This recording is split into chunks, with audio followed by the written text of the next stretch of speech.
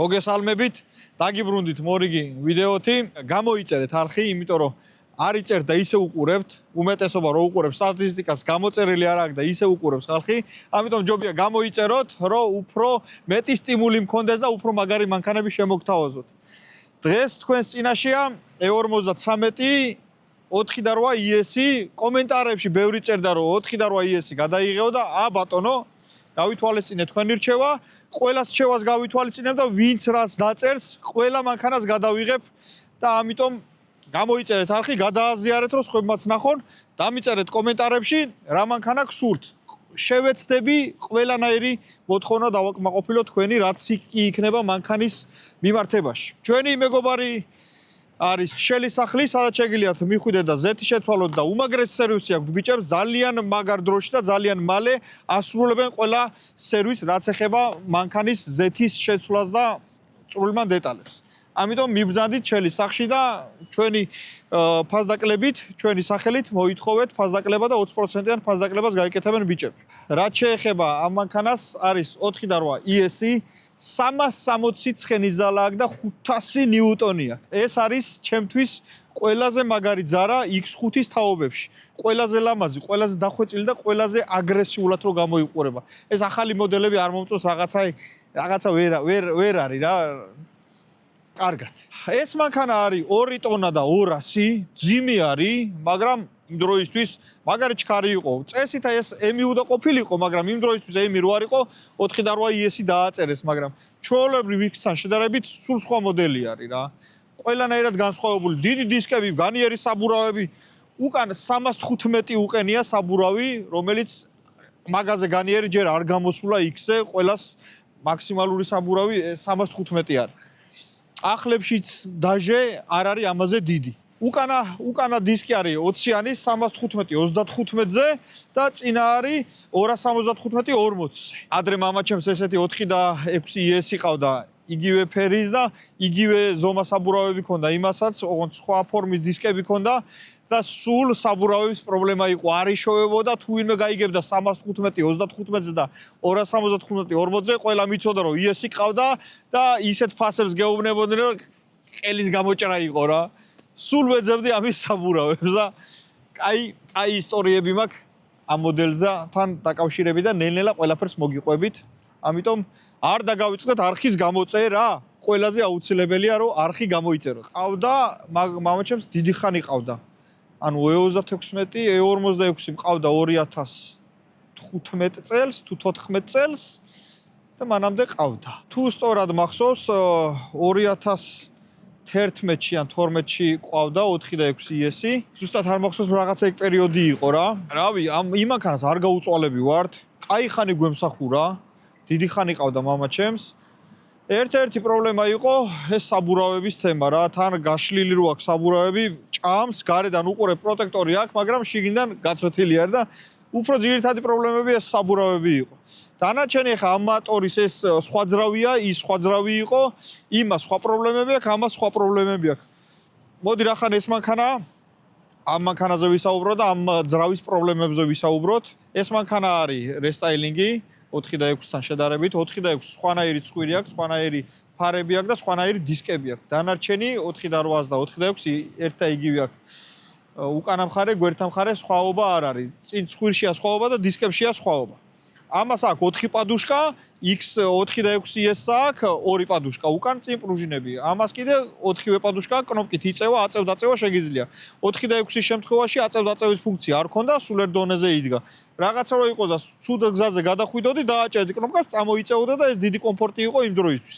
ეხლა დიდი კომფორტია ამ შემთხვევაში. 1999-დან დაიწყო ამის გამოშვება და 2006 წელს დასრულდა. იყო პატარ-პატარა რაღაცა სხვაობები ძრავებს შორის, რომელსაც ვაფშე არ ქონდა პადუშკები და 4-ვე ამორთიზატორი იყო, 3-დან 0-ები იყო, მექანიკებიც, 3-დან 0 მექანიკების 6 ცილინდრიანებიც, იყო დიზელებიც.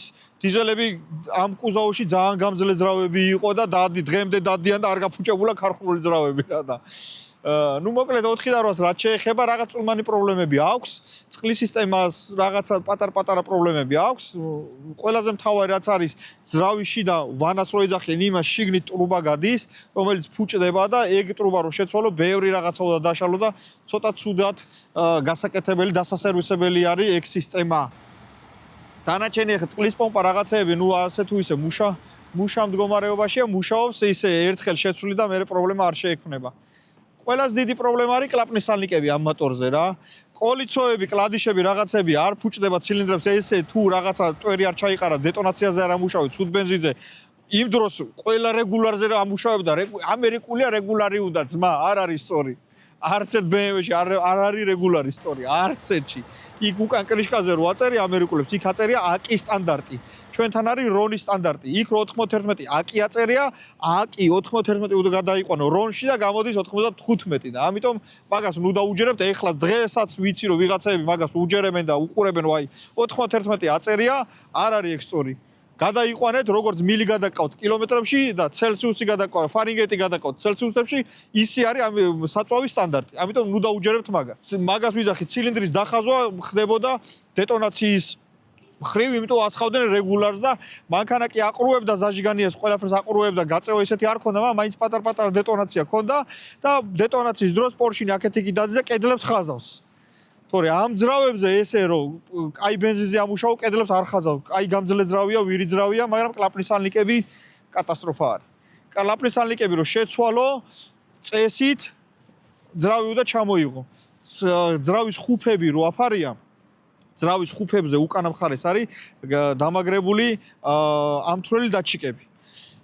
ძრავის ხუფი რო ახადო ზედვე მოტორის ამოუღებლად ცოტა ძნელი გასაკეთებელია ეგ საქმე. ხანდახან არის ხოლმე რომ მოხსნიან, მერე იქ დამაცენტრებლები აქვს, ზუსტად თუ არ დაჯდა კრიშკა გალოვკაზე.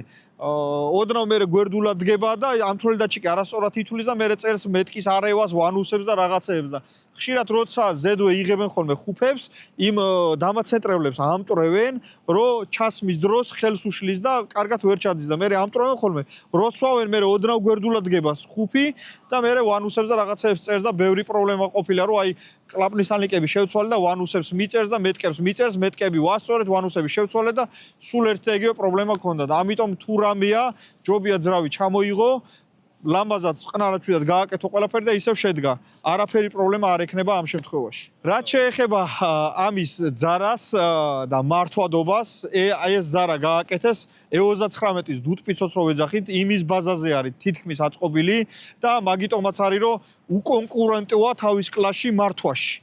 ამ მანქანას კონკურენტი მართვაში არ ყავს. სპორტულ სიარულში ვიძახი და არა კომფორტულ სიარულში რა. აი ტრეკზე რო წაიყვანო, ტრასაზე წაიყვანო, იმართება ისე როგორც სედანი და ვერ იტყვი რომ ეს მანქანა მაღალია, ჯიპია და რაღაცა არის. ამიტომ აწყობილია დუდპიცოთის ბაზაზე ეს მოდელი. ეს ძრავი არის 4-8 ES-ი, წეღარას ვთქვით, არის N62B48 კოდით, რაც ნიშნავს რომ N სერიის ძრავია და 4-8 მოცულობა არის ძრავის, აქვს 360 ცხენიზალა და 500 ნიუტონ-მეტრი. აი ეს წყლის შლანგი ხშირად ფუჭდება ხოლმე, ესეც როგორ არის, დროთა განმავლობაში ხმება და ეს პლასმასი უხეშდება და მერე იმტრევა.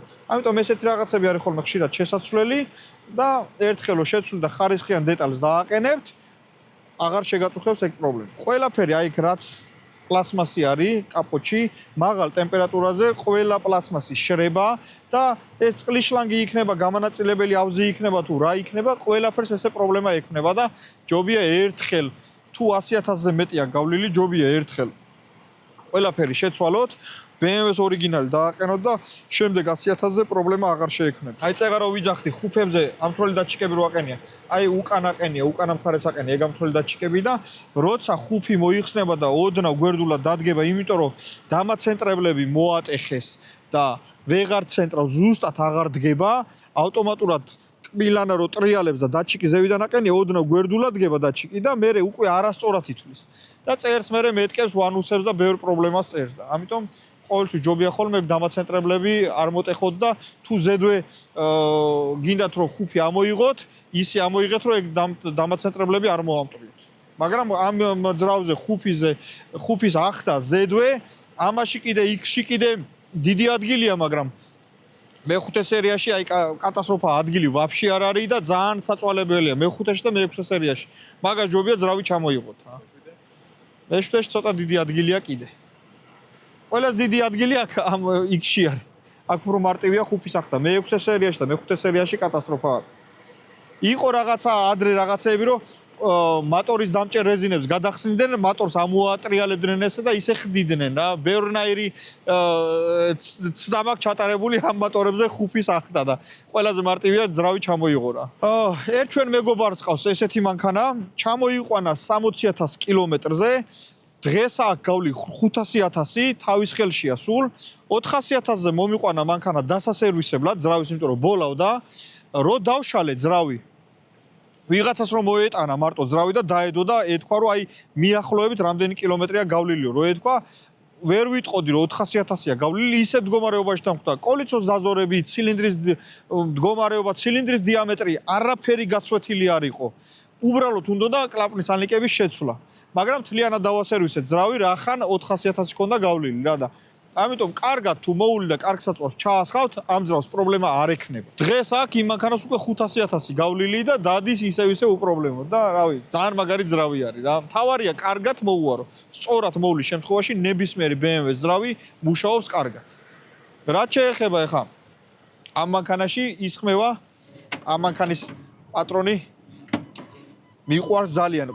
ბევრი მანქანა ყავს და ყველა მანქანა მოწესრიგებულია ეს წეღა რომ გამოვიყვანეთ დამჯდარი იყო ეს მანქანა დიდი ხანია დგას და დამჯდარი იყო და აგიტო გვაქვს ესენი როგორი მოწესრიგებული პატრონი ყავს აი აგერ არის როგორი მოწესრიგებული პატრონი აგერ დიდი ყუთი აქვს სადაც უდევს პატარ-პატარ ეს დინანის ბაბინები აქვს ნაყიდი გზეთები რაღაცები და აი ამ მანქანაში ეს 530 ისხმევა შელის ბრენდი სადაც შეგიძლიათ ეს შეიძინოთ შელის სახში ჩვენ მეგობართან რაც შეეხება ამის საბარგულის ახდას ამას პრისოსკა აქვს იკრავს საბარგულს მაგრამ ავტომატური გაღება არ აქვს რომ ხელით რომ გაღებთ მე უნდა ააწიოთ და რაც შეეხება ქვედა მხარეს აი ესე გადმოდის ეს პირველი არ არის ყველა იცის ნანახი გაქვთ ბევრს მაგრამ მაინც ეს იმ დროისთვის იყო დიდი მიღწევა და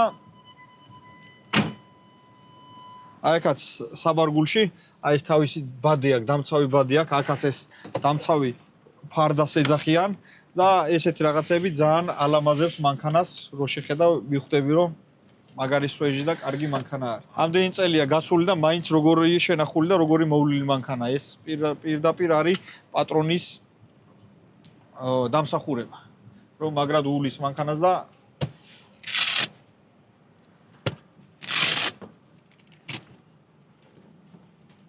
ჩოტკი.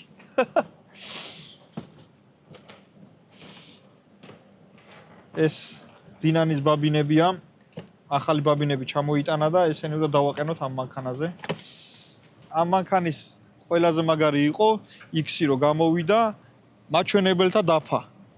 ვაფშე სხვა იყო იმასთან შედარებით რაც ჩვეულებრივ X-ებთან გამოდიოდა. ეგ უკვე იმას ნიშნავდა რომ M-ი არის, მაგრამ M-ი არ დაარქვეს რა. E39 M5-ის მაჩვენებელის დაფა რაც იყო, ზუსტად ანალოგიური იყო, ოღონდ ამას ეწერა 280 და იმას ეწერა 300. რატო არ დაარქვეს ამ მანქანას X5M-ი, ვერ მივხვდი, არ ვიცი რა. ყველაფერი განსხვავებული აქვს ჩვეულებრივთან შედარებით რა. აგერ შეხედეთ, როგორი ლამაზი და მაგარი მაჩვენებელის დაფა აქვს. ზუსტად ანალოგიური მაჩვენებელის დაფა აქვს E39 M5-ს, ოღონდ იმას აწერია 300. E46-ის M3-საც მსგავსი მაჩვენებელი დაფა აქვს და იქაც აწერია 300. მაგრამ ამ შემთხვევაში X-ის შემთხვევაში დააყენეს 280 კილომეტრიანი. აგერ გავლილი აქვს მანქანას 186,000 კილომეტრი და აგერ ჩეკსაც კი არ ანთებს. ისეთი სვეჟი და ისეთი მაგარი მანქანაა. ჩვეულებრივ მანქანა, ჩვეულებრივ X არა ES, აქ აქვს ეკონომაიზერი, ამ შემთხვევაში ჩვენ გვაქვს ზეთის ტემპერატურა, ძრავის ზეთის ტემპერატურა, რაც უკვე ესეც განსხვავებულია ჩვეულებრივთან შედარებით. პლუს აი კუბიკები, როცა ცივი არის, ეს კუბიკები ყვითლები 4-დან იწყება, ცივზე რო დაქუქავთ, ეს ყველა ანთია და ნელ-ნელა რო გათბება, ნელ-ნელა ჩავა და ეგ იმას ნიშნავს, რომ ცივზე 4000-ზე მეტი ბრუნი არ შეიძლება რომ დატვირთო მანქანა. რაც უფრო დაბლა ჩავა, იმ კუბიკამდე შეგიძლია დატვირთო მანქანა.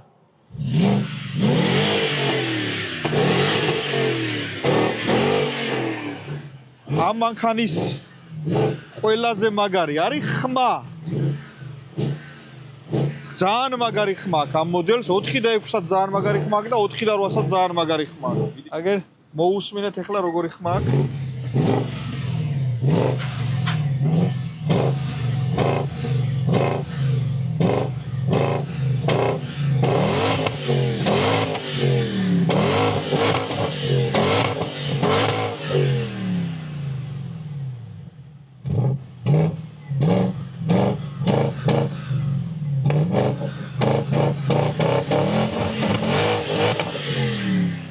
ეს ხმა ქარხულ მანქანაში არის ყველაზე მაგარი, იმიტომ რომ 8 ცილინდრიანი ძრავი დევს, 360 ცხენი აქვს და იესია რა. ატმოსფერულია, რაც მთავარია და ესეთი ხმა არც ერთ X აღარ აქვს მომდენო თაობებში, გინდა M-ებში, გინდა ბოლო მოდელებში, არც ერთ ესეთი მაგარი ხმა არ აქვს. სიარულის დროს კიდე უფრო მაგარი ხმა აქვს, ვიდრე ადგილზე გაჩერებული დროს, იმიტომ რომ სიარულის დროს ფაზებს ცვლის, ვანუსები იწევა და ვაფშე სხვა ხმა არის და ამ მანქანით სიარული არის, აი, ერთი დიდი სიამოვნება რა.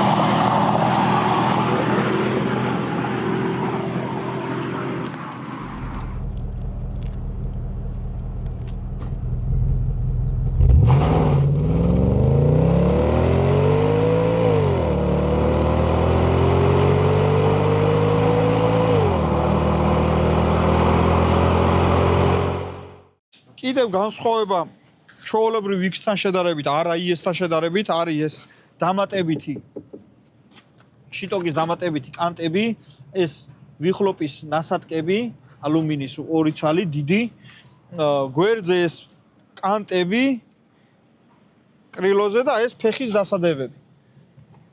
ესეთი ყველას არ აქვს, მარტო IS-ებს აქვს და ამით გამოირჩევა ამის ვიზუალი ჩვეულებრივ X-თან შედარებით. აი ეს შიტოკიც სხვანაირი აქვს ჩვეულებრივ X-თან შედარებით, უკანა შიტოკიც სხვანაირია. ეს კუზაო და ეს მოდელი არის ლეგენდარული, დროის ლეგენდარული მანქანა. ის დრო იყოს, როცა გააკეთეს S60 M5, როცა გააკეთეს ბევრი ისეთი მანქანა, რომელიც ლეგენდად დარჩება და ყოველთვის იქნება საკულტო მოდელები.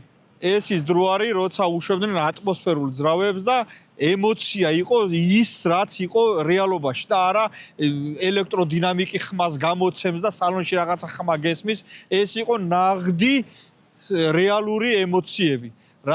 რასაც გვაძლევს ეს მანქანა, ის არის ნაღდი ემოცია და არა რაღაცა ელექტრონიკაში ჩადებული რაღაცა ელექტროემოციები. ეს არის ნაღდი ემოცია. ამიტომ რომ ვნახოთ ეს ნაღდი ემოცია, წამოდით ახლა და გავიაროთ ამ მანქანით და გავსინჯოთ ყველაფერი და შევიგზნოთ ის ემოცია, რაც ამ მანქანას აქვს.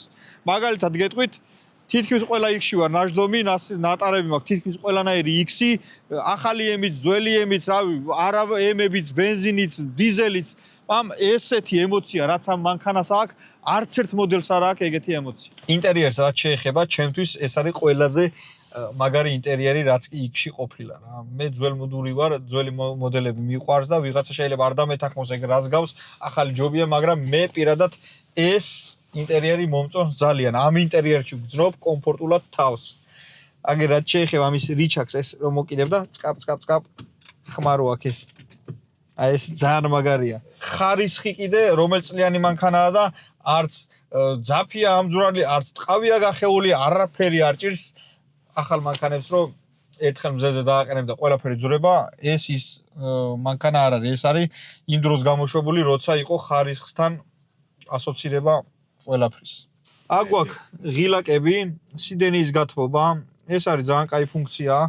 დაღმართზე როცა ჩადიხარ და ყინულიან, თოვლიან, ტალახია და ტორმოზს ვერ აკონტროლებთ, ამ ღილაკს დააჭერთ და ტორმოზის გარეშე თვითონ აკონტროლებს როგორ ჩავიდეს ისე რომ არ გაცურდეს, არ აჩქარდეს და ნუ რაღაცა პრობლემა არ შეგექმნათ დაღმართზე ჩასვლის დროს. აი ხა დიდ დაღმართზე ვართ გაჩერებული. აი ხა ჩავთავ დაღმართზე დაშვების ფუნქციას და გაჩვენებთ ეს სისტემა როგორ მუშაობს. მაგერ დავაჭირეთ, გამწვანდა, აი გაუშვი ტორმოზს და წავიდა. აი ერთ სიჩქარეს ინარჩუნებს მანქანა. ისე რომ ჩქარა არ გაიქცეს, აი არაფერს არ ვაჭერ, მე არც ტორმოზს ვაჭერ, არც გაზს ვაჭერ და ერთი დაბალი სიჩქარით თავისი ხოდით ჩამოვიდა მანქანა, ისე რომ ზედმეტად არ აჩქარებულა. თვითონ აჩერებს და თვითონ ატორმოზებს მანქანა. შემდეგია DSS გასათიში ღილაკი, საბარგულის ახდის ღილაკი, პარკინგ კონტროლი, საბურავების წნევა და აქეთ კიდე მეორე მხარე სიდენიის გამოთმობლის ჩართვა. აი ეს ღილაკები რაც არის, ეს არის full პაკეტს რო ეძახიან, ყველაფერი რო აქვს, აი ეგ მოდელი არის ეს. ყველაფერი აქვს, რაც კი რამე არსებობს ამ მოდელში. ეს მონიტორი იმ დროისთვის ძალიან მაგარი მონიტორი იყო, ძალიან ლამაზი იყო. DSP-ს ფუნქცია აქვს, DSP ნიშნავს უკან მარჯვენა მხარეს უყენია ბაზბოჩკები და ცოტა სხვა დინამიკები უყენია და ბევრად მაგარი ხმა აქვს, ვიდრე რომელსაც არ აქვს DSP-ს სისტემა რა. აქ რო შევალთ, აქედან ვარეგულირებთ ხმას. აი კონცერტ ჰოლი რო აწერია, ეგ არის ისეთი რეჟიმი თითქოს იმაში ზიხარ, ფილარმონიაში ზიხარ და ფილარმონიაში როგორც ისმის ხმა, აქაც მაგდაგვარი ფუნქცია აქვს ამ მოდელს, რომ ეგეთი ხმები გამოუშვას. და ამ მოდელს აქვს აი ხმის მხრივ ძალიან სასწაული ხმა აქვს, ძალიან მაგარი მოსასმენი არის ამ მანქანაში მუსიკის. ამ მოდელებს 4 და 6 პანორამა არ ქონდა, 4 და 8-ს ქონდა მარტო პანორამა, 2 ლუკი აქვს, დიდი ლუკი აქვს. და ესეც ძალიან ლამაზია. ძველს არ ქონდა რესტაილინგს, არა რესტაილინგი. პანორამა აქვს, მარტო რესტაილინგებს როგორც ვიცი, იმიტომ რომ ძველ მოდელებს არ ქონდა ორმაგი ლუკი. ძველებს ქონდა ერთი ჩვეულებრივი და რესტაილინგებში წამოვიდა უკვე ეს პანორამული დიდი ჭერი. განსხვავებია, აგერ შავი ჭერი აქვს, ყველა 4 და 6 და 4 და 8 ის ყველა შავი ჭერი აქვს და უფრო სხვანაირი მოდელია ვიდრე ჩვეულებრივ X-თან შედარებით. ჩვეულებრივ X-ებს უმეტესობას თეთრი ჭერი აქვს და შავი ჭერი იშვიათად ქონდა ჩვეულებრივ მოდელს და 4 და 8 და 4 და 6-ის ყველა შავი ჭერი აქვს, რომელიც არის ძალიან ლამაზი. უკანა აქვს ფარდები. ესეც ძალიან დიდი კომფორტია ფარდების რო ამოწევ, უკან რო ზიხარ, მაგარი რაღაცა. თვითონ აი სიდენიების ტყავის და ყველაფერი ხარისხი არის, ძალიან მაღალი ხარისხი და არა დერმატინი და ეხლა რო უშვებენ ახალ მოდელებს რო იხევა და 5000 რო აქვს მანქანას გავლილი და ძაფები დახეული აქვს და ტყავი გაწელილია, ეგეთები ამ მანქანას არ მოსდის. რომელ წლიანია, რამდენია გავლილი და ფორმა არა აქვს, სიდენია შეცვლილი და ტყავი ისეთია როგორც იყო. ეხლა გადავიდეთ და ზეთი არის შესასვლელი ამ მანქანაში. დიდი ხანია დგას ეს მანქანა გარაჟში და წავიდეთ და ერთად ვნახოთ როგორ იცვლება ზეთი, რაზეც გვირჩევენ, რა ფილს დავაყენებთ და მოვინახულოთ ჩვენი მეგობარი შელის სახლი.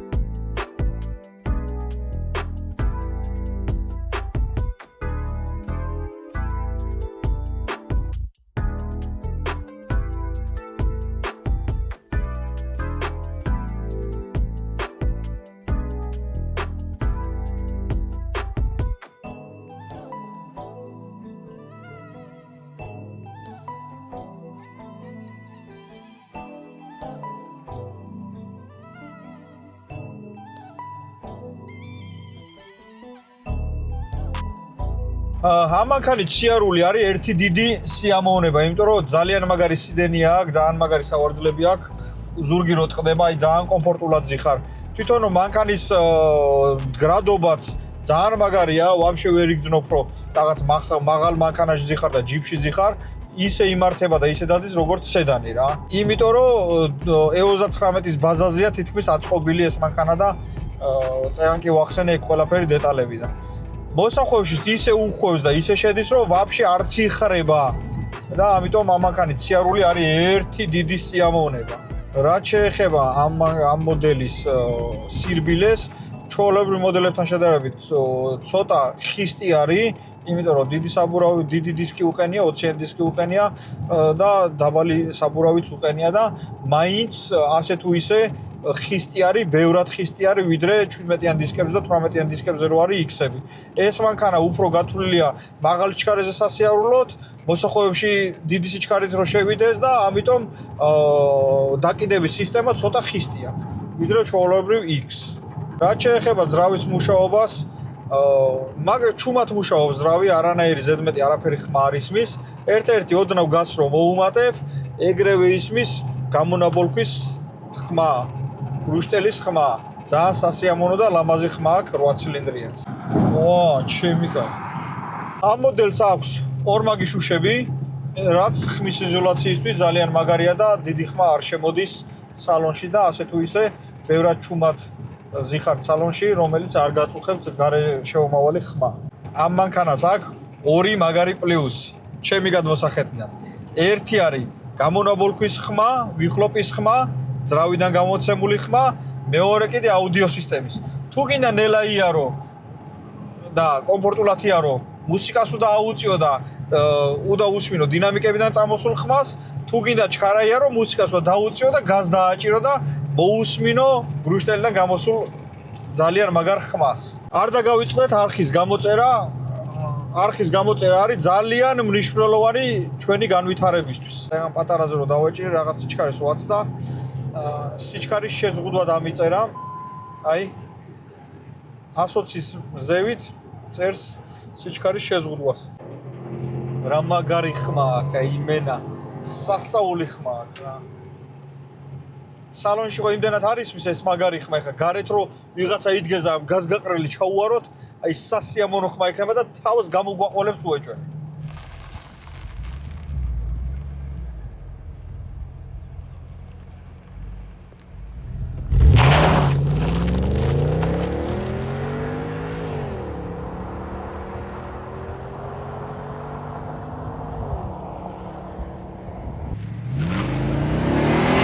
რაც შეეხება ეხა Rolls-Royce-ის ვიდეოზე ბევრმა დაწერა რომ ის დეციბელების საზომი რო იყო ინტერნეტ ტელეფონით რო ზომავდით, რატო არ გაზომეო, ეგ გვაინტერესებდაო და რო შევადარე ორიგინალი საზომი რო ქონდა, რო შევადარე ძალიან დიდი ცდომილება ქონდა მაჩვენებელში და არასწორ მონაცემს გვაჩვენებდა და მაგიტომ აღარ გადავიღე Rolls-Royce.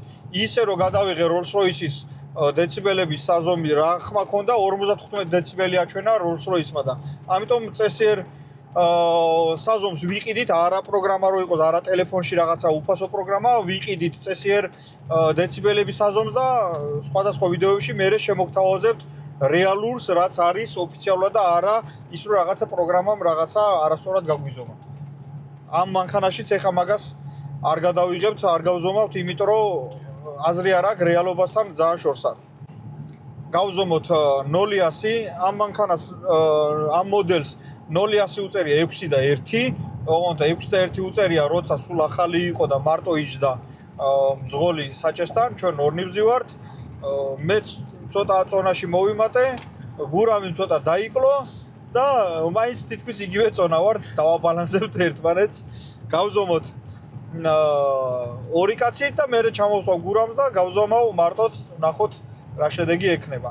100-200 ეს მანქანა ერთი წელი იდგა, არ გამოუყვანიათ გარეთ და როცა დიდი ხანი დგას მანქანა, ძველი ბენზინი რაც იყო სულ დავწვით, მე ეხა სუპერი ჩავასხი და ნუ მაინც ასე თუ ისე ისეთ ხოძზე მაინც წესით არ იქნება, იმიტომ რომ გამოვიყვანეთ და ეგრევე მოვედით ბანზე და ცოტა გაცოცხლება ჭირდება და ნახოთ რა შედეგზადებს გამოჩნდება ყველაფერი.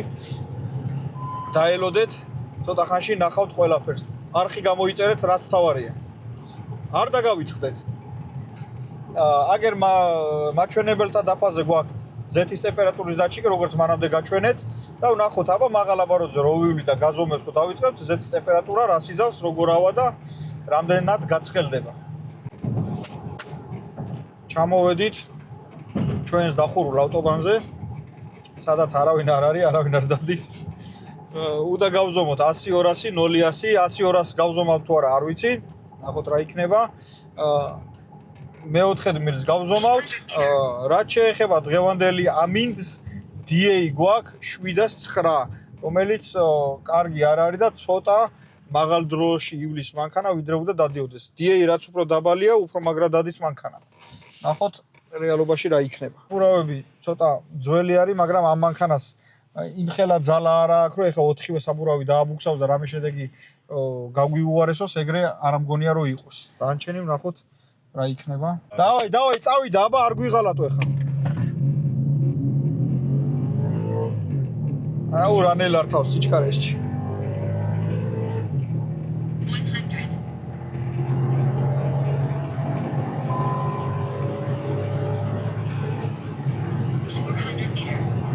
400 მეტრი გავიარეთ.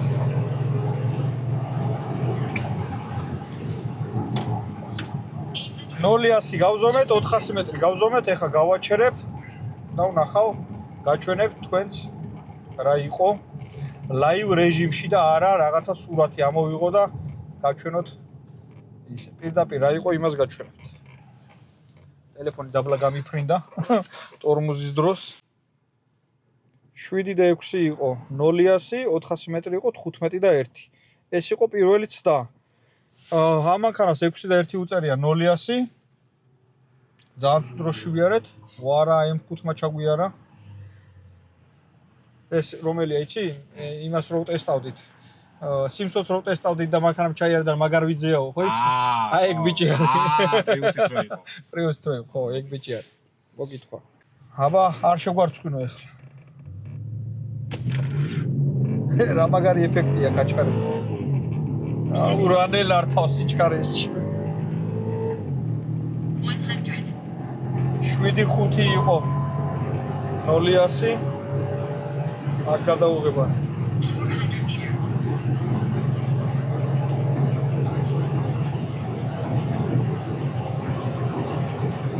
800 meter.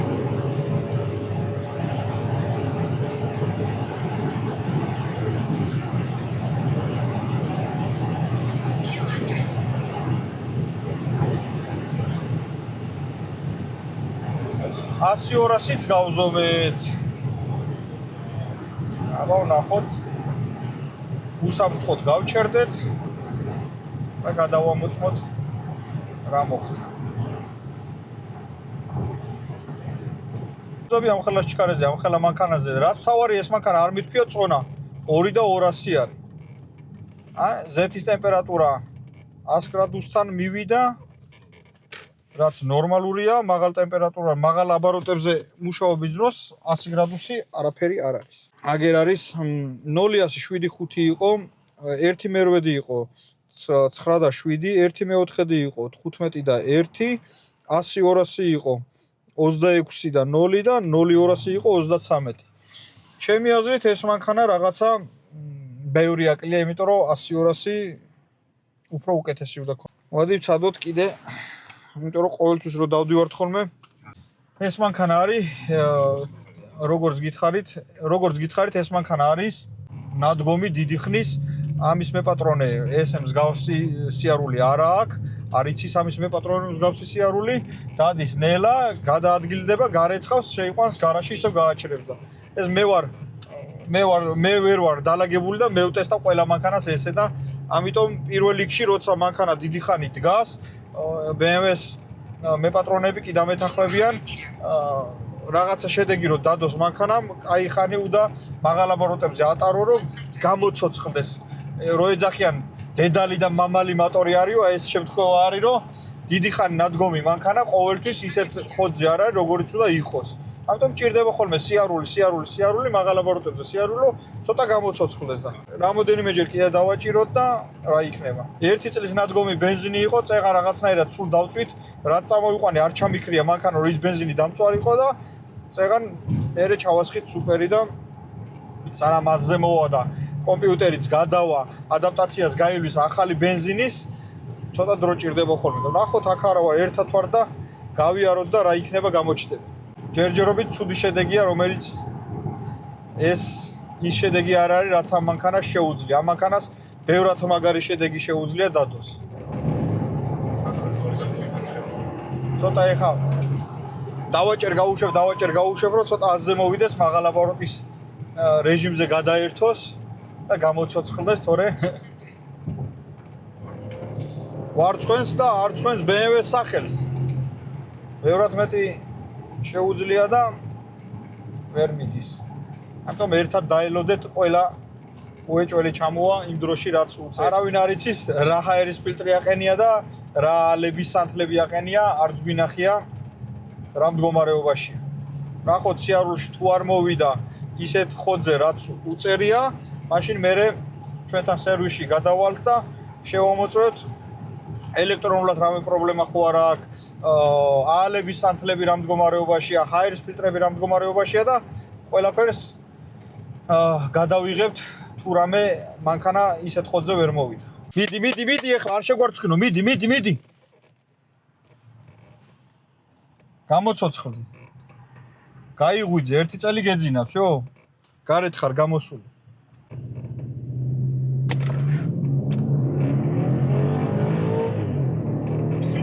აუ რანელარ თავს. ძველი ტექნოლოგიაა რა ვქნათ. 7-5 იყო ისევ 0-100.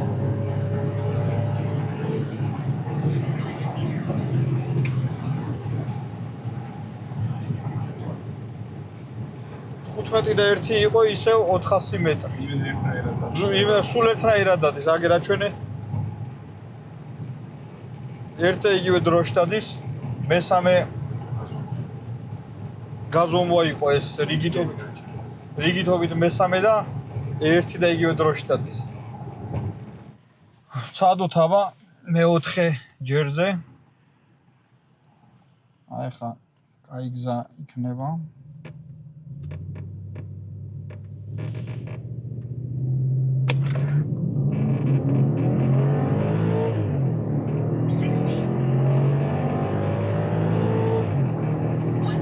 შვიდი 4 0-100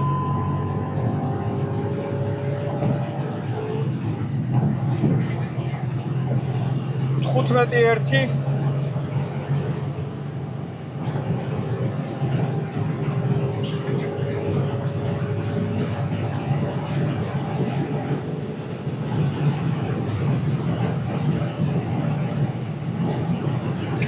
ზომეთ 200 და ისევ 100-200 ქონდა 26 და 5. სტაბილურად დადის ეს დედამოთი. აჩვენე. სტაბილურად. აჩვენე. მანქანა სტაბილურად დადის, მაგრამ ცუდად. ერთნაირ დროში დადის, მაგრამ ცუდ დროში დადის. რაღაცა ეს აჭიროება აშკარად. იმიტომ რომ ძალიან აცდენილია რეალურ დროშს, რაც ამ მანქანას შეუძლია. მაგალითად E38 4 და 4 286 ცხენისძალიანი 100-200 აქვს 22 წამამდე და ეს მანქანა წესით ბევრად ჩქარი უნდა იყოს და დროის მიხედვით, რავი, ძალიან ნელი ვართ. ამიტომ რაღაცა უნდა ჩავძვრეთ, ვნახოთ ჰაერის ფილტრები, ალების სანთლები, წვრილმანი რაღაცები, რაც აჩქარებასთან არის დაკავშირებული. არის ზეთი 100 გრადუსზე დგას, არც კი დგას 100 გრადუსზე, ოდნავ დაბალია. ამ ხელ აბოროტებს დავდივარ და 100 გრადუსაც არ ცდება. რაც იმას ნიშნავს, რომ შელის ზეთი კარგად მუშაობს მაღალ აბოროტებზე. ეხლა მარტო გავივლი, ვნახოთ მარტო რა შედეგი გვექნება. იქნებ გურამის წონა არის ეს ყველაფერი მიზეზი და გავიაროთ ეხლა გურამის გარეშე და თუ ისევ რაღაცა ცუდი შედეგი დავდეთ, მაშინ მერე ჩავძვრებით შიგნით და ვნახავთ დანარჩენს. всё, ეხლა ავედით მარტო ვარ ტონის გარეშე, ერთი კაცის გარეშე, რა სიზავს? არ შეგვარცხინო, გეხვეწები? ბიჭო, X-ი ხარ 4 და 8 Y-ი ხარ 360 ცხენი გაქვს. უნდა დადოთ თავისი მონაცემი. რა მაგარი ხმა აქვს, აი სასწაული ხმა აქვს რა. ამ მანქანაში აი მუსიკას რატო უნდა მოусმინო არ ვიცი, აი უნდა დატკბე გამონაბოლქვის ხმით. გავჩერდეთ, გადმოვიტანოთ S-ში. ავედით.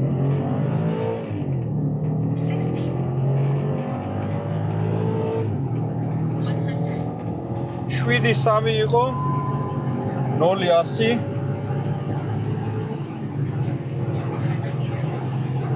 15-04 იყო 400 მეტრი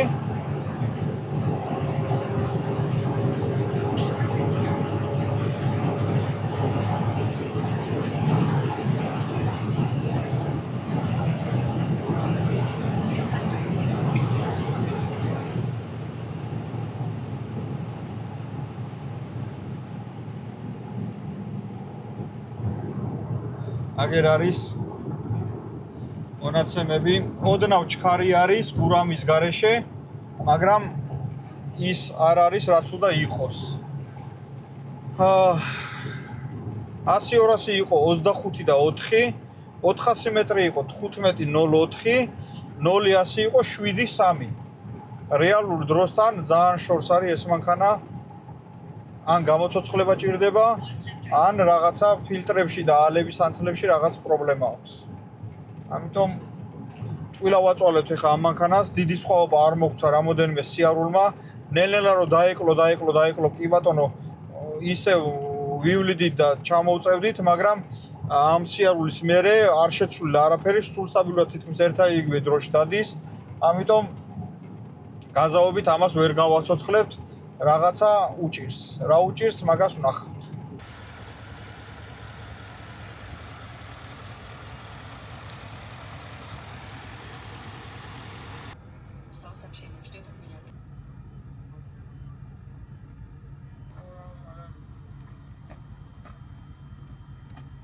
ესე იგი ახლა ამოვედით ჩემთან სახელოსნოში, რომ შევამოწოთ კომპიუტერში რამე დარღვევა ხო რა აქვს, იმიტომ რომ მანქანა ხოძზე არ არის.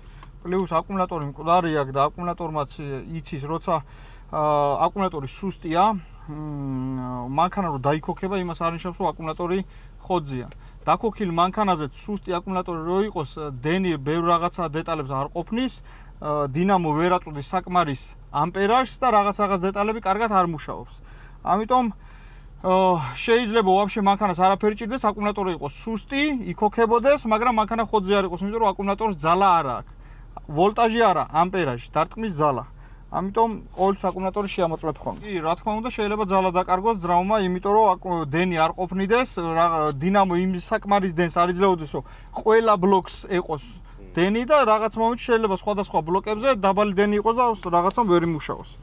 ეხლა ჩვენ დიაგნოსტიკა გავუკეთეთ, გვიწერს თერმოსტატის პრობლემას, მეოთხე სიჩქარის სოლენოიდის პრობლემას და ვალვეტრონიკის მატორჩიკის პრობლემას, რაც თავარია, ვალვეტრონიკი თუ არ მუშაობს, ავტომატურად კარგად არ იმუშავებს. ამიტომ ადაპტაციები უნდა გავუკეთოთ ვალვეტრონიკს ადაპტაციებს ვერ გავუკეთებ, თუ აკუმულატორი კარგი არ გვექნება და აკუმულატორი კიდევ მკვდარი გვაქვს. დავდივართ სულ ჯამპერით, ესე მანქანაში გვაქვს, ტენით და ვქოქავთ. ამიტომ პირველ რიგში აკუმულატორი უნდა შევცვალოთ.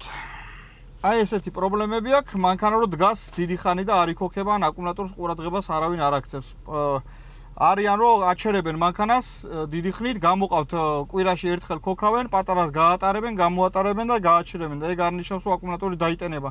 დაქოქვის დროს იმხელა ძალა აკლდება აკუმულატორს, რომ ეს 1 საათი გავლით, აკუმულატორი არ დაიტენება წესიერად. ვისაც გიწევთ მანქანის გაჩერება, ან უნდა გადახსნათ, ან ყველაზე მარტივი ვარიანტია, იყიდება დამტენები, დააერთებ, დენშია შეერთებული, როცა დაინახავს აკუმულატორის სისუსტეს, გაუშვებს დენს და დატენის, როცა ნახავს რომ დაიტენა, გაითიშება და პრობლემა არ ექნება. ამიტომ ეგეთ შემთხვევაში აკუმულატორი სულ ინარჩუნებს ერთ და იგივე ძალას. მოკლედ დავუსბროსეთ, დაგვიტოვა რაზატკაში ზეთიაში საცვლელი და თერმოსტატია აქტივაციას ვერ აკეთებს ელექტროთერმოსტატი. ამას აქვს ელექტრონული თერმოსტატის და პლუს მექანიკური თერმოსტატი. ელექტრონულია დაჩქრი უერთდება, და მექანიკური არის, შიგნით უყენია, რო გაცხელდება მექანიკურად მაინც გააღებს. ელექტრონულად თუ არ მუშაობს, მექანიკურად მაინც იმუშავებს. ელექტრონულად მანამდე ეხმარება თვითონ იცის, როდის უნდა გააღოს და დაკეტოს, სპირალს აცხელებს ელექტრონულად და მექანიკურად ყველა ვარიანტში მაინც იღება იკეტება. გადახურების პრობლემა არ აქვს, მუშაობს, ოღონდ ელექტრონულად თვითონ როცა ჩათვლი საჭიროთ ელექტრონულად რო გახსნას, ვერ გახსნა. ხო და ვალტრონიკი რო წაშალა, სიარულში უნდა ინახოს ეგ და ადაპტაცია უნდა გაუკეთოთ ვალტრონიკს. მაინც. და ვალტრონიკს ადაპტაციას ვერ გაუკეთებთ, თუ აკუმულატორს არ ჩავდებთ წესიერს. ეხლა ვნახავ რაღაცებს. აუ ვაფშე რო დავაპერე მიჩკოთ. გაითვალისწინეთ ვალტრონიკის ადაპტაციის დროს ვოლტაჟი უნდა იყოს მინიმუმ 13 ვოლტი. 13 ვოლტზე ნაკლები თუ იქნება, სწორად ვერ ისწავლის კუთხეებს. ამიტომ ესეთ შემთხვევაში ვოლტაჟი რო არ დაგვივარდეს, დაგქილ მანქანიდან გადავაპარე მიჩკეთ და მოგდის 13 ვოლტზე მეტი.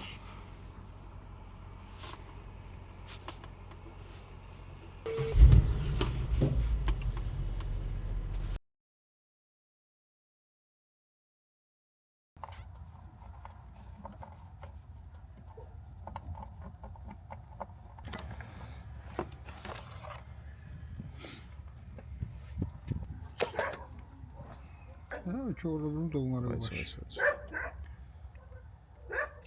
050630 გამოშვების წელი აწერია 050630 25-იანი. იმენა თავისია ზავოცხოია. ესეც იგივე 050630 ეხა ჩემი ძაღლები ვიღაცა შეჭამენ ეი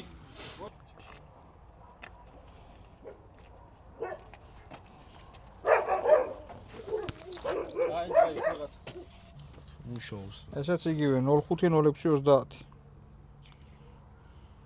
ამდენი როგორ გაქაჩაია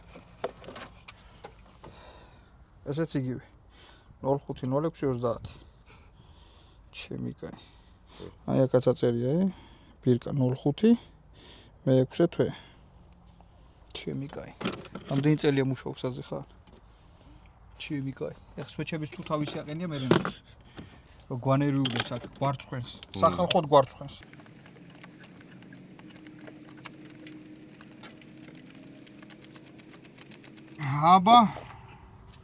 აბა რა სვეჩი აყენია ვნახოთ აალების სანთლები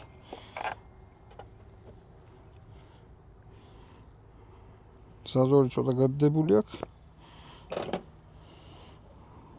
რა ცუდ მდგომარეობაში არ არის ეს ახლა ქარხნული იყოს BMW-ს ლოგო უნდა ქონდეს ქარხნული არ არის ანუ შენაცვლელია როდის არის შენაცვლელი გამოშვების წელი სვეჩს არ აწერია აუ ჩვენ უკეთეს სვეჩები გვაქვს აი რამხელა ზაზორი აქვს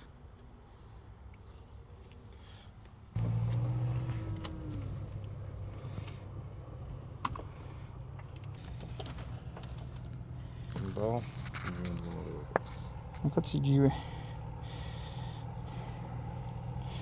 ხსნით ლაზერ პლატინიუმებს და ვაყენებთ დაბლ პლატინიუმებს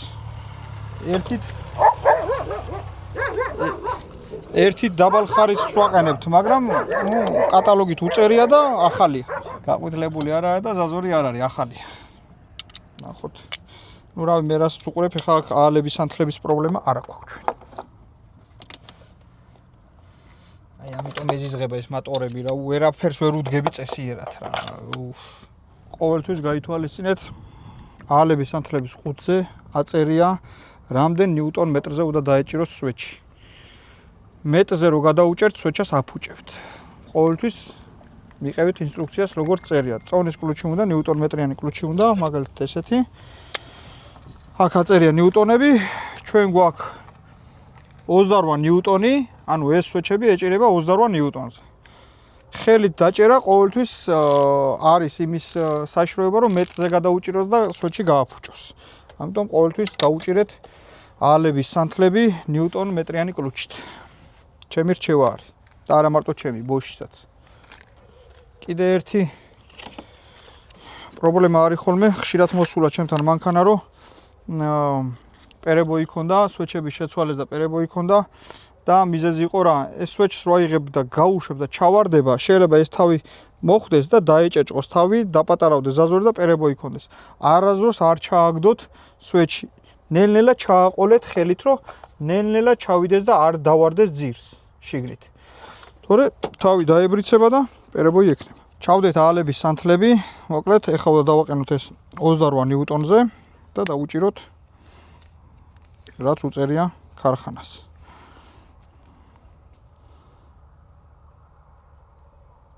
აი 28 გადავკეტოთ, ვაღარ დატრიალდება, всё. რომ მივა 28 ნიუტონზე დაიწყაპუნებს და აგით მიხვდებით რომ დაეჭირა ისე როგორც საჭიროა. აი. всё. დაჭერილია 28 ნიუტონზე. ესე უნდა დაუჭიროთ ყველა აალების სანთლები. ასევე გვაქვს დინანის ბაბინები, ეგრეთ წოდებული ბაბინები, ანთების კოჭები და ესენი უნდა დავაყენოთ ახლები.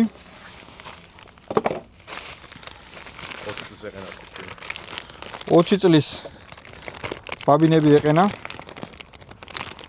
და უნდა დავაყენოთ ახლები დინანის ბრენდის. ცოტა ძლიერი ისკრა აქვს ქარხუნთან შედარებით. თითქმის იგივენაირად გამოიყურება, მაგრამ დინანის ბრენდის არის. ნახოთ, შედეგს მოგცემს თუ არა, გამოჩნდება.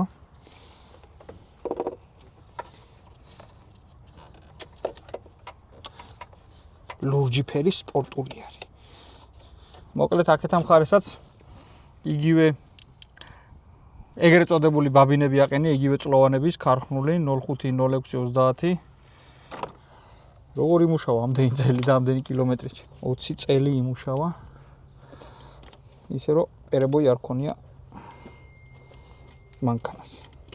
შევცვალეთ ამ მანქანაზე ყველა აალების სანთელი, ყველა ანთების კოჭა, იგივე ეგრეთ წოდებული ბაბინა, მარტივად რო გაიგოთ, ზოგმა თუ არის რა არის აალების კოჭა, ბაბინა.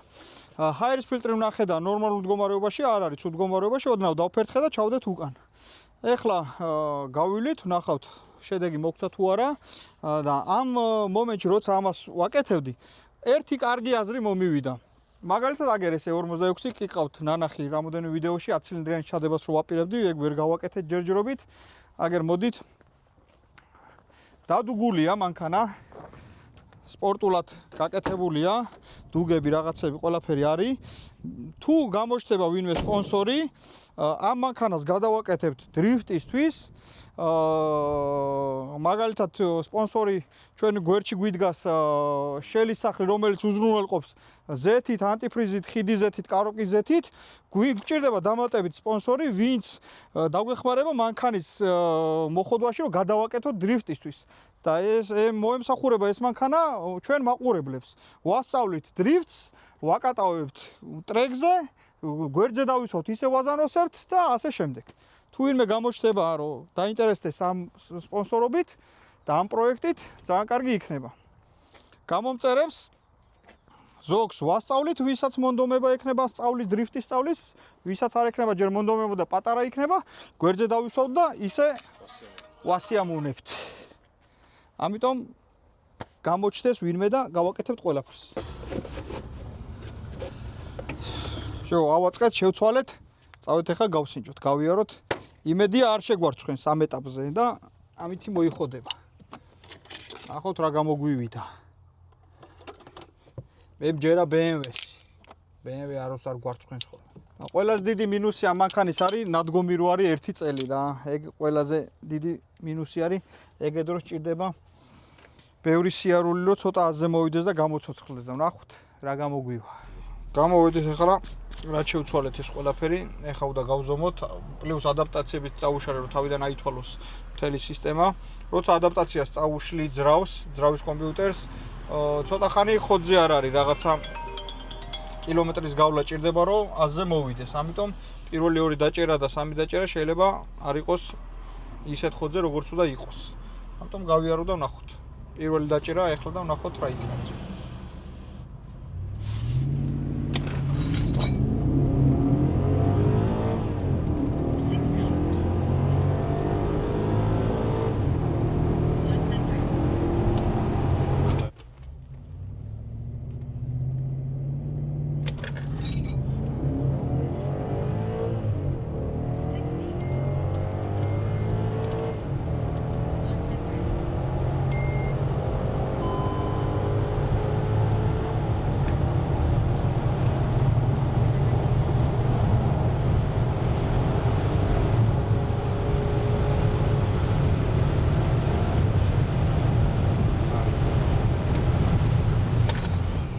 მოკლედ ეხლა უკვე გახარებული ვარ. გვასახელა X-მა. 0-100 ქონდა 6-7 2 კაცით. 400 მეტრი ქონდა 14 და 4. 100-200 გას რაღაცა საოცარი დრო დავწერეთ. 17 და 7, როცა დავდიოდით 26 და რაღაცაში. რავი, ბრავო.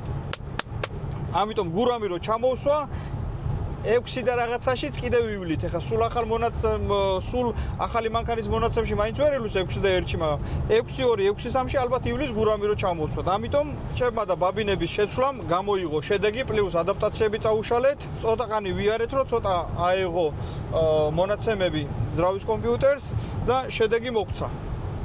ამიტომ ძალიან მაგარი ამხელა გარბენზე ესეთი შედეგი. ბრავო, მაინც გვასახელა და დადო ის რაც უნდა კონდეს.